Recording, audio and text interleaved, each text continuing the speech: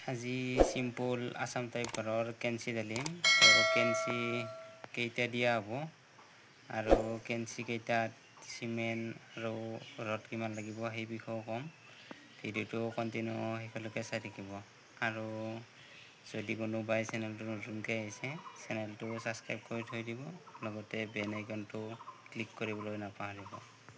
যদি আপোনাৰ এনেকৈ টপ বিমডাল দিয়া হৈছে, তো কেঞ্চিত কিমান টকা খৰচ হ'ব সেইটো যদি জানিব বিচাৰে তো ভিডিঅ'টো শেষলৈকে চাব। এইফালে আগৰে এটা ৰুম বনোৱা আছিল, তো তাৰে লগত এনেকৈ এটা ৰুম বঢ়াই দিয়া হৈছে। তো এইটো কেঞ্চি এল টাইপৰ হ'ব। তো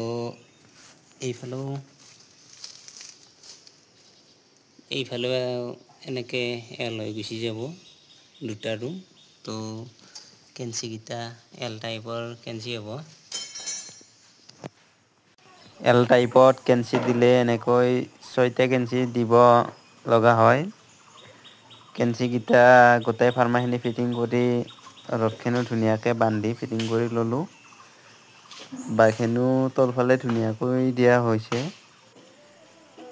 ইটোফালেও এনেকৈ দুটা ৰুম যাব।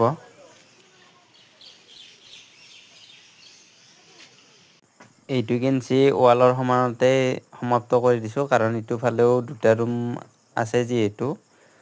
তো কেঞ্চিডাল লম্বা কৰি দিলে পিছত চিলিং দিয়াত প্ৰব্লেম হৈ যাব। কেঞ্চিত ঠেচা দিয়া বাগডালো এনেকুৱাকৈ লগোৱা হৈছে আৰু 2ডালমান লগাব বাকী আছিল। ইফালে ভাইটিক তলত মই লগাব দিলোঁ ভালকৈ।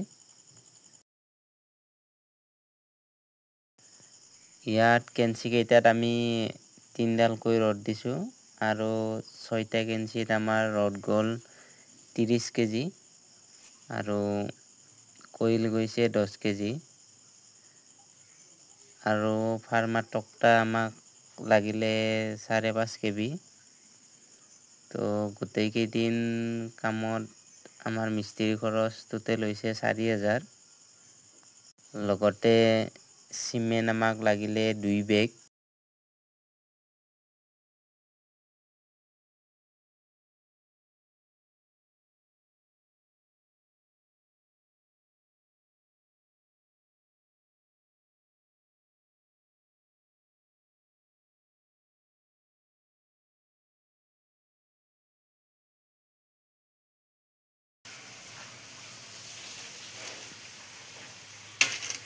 গোটেইকেইটা কেঞ্চি আমাৰ ঢলা হৈ গৈছে। তো তলৰ পৰা দেখিবলৈ এনেকুৱা ধৰণৰ হ'ল।